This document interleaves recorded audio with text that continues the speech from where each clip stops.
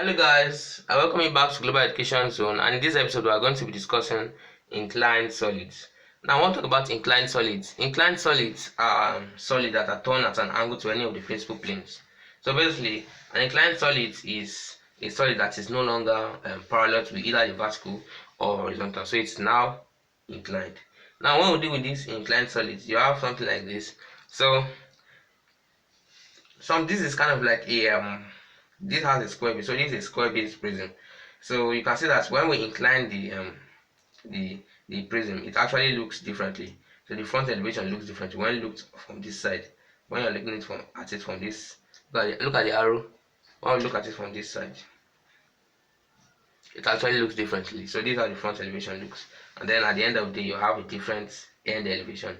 So now this is a solid parallel to the principal planes, but when you turn the solid so that DC, it is now inclined at 15 degrees to the vertical plane. So in this case, you just turn it 15 degrees from the vertical. So this is the vertical, just turn it 15 degrees downwards from the vertical. So it's now inclined at 15 degrees to the vertical plane. So in this case, you draw a front elevation and end elevation and plan. So draw the key view, the plan first. So that's why I am looking at the plan first.